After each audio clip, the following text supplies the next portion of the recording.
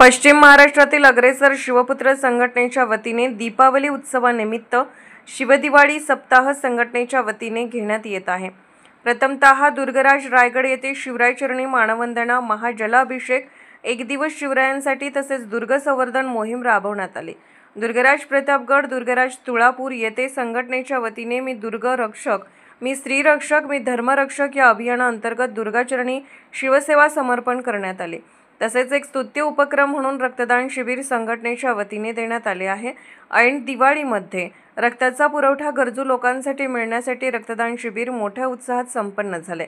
तसेच विधवा बायकांसाठी संघटनेच्या वतीने एक आधार म्हणून साडी दिवाळी संच वाटप करण्यात आले। सदरचा उपक्रम ईश्वरपूर छत्रपती संभाजी महाराज चौक सांगली येथे संपन्न झाला। संबोधन अभिजित दादा लिमये यांनी केले। डॉक्टर महेश साळे, डॉक्टर प्रियदर्शन चितळे यांनी मार्गदर्शन केले।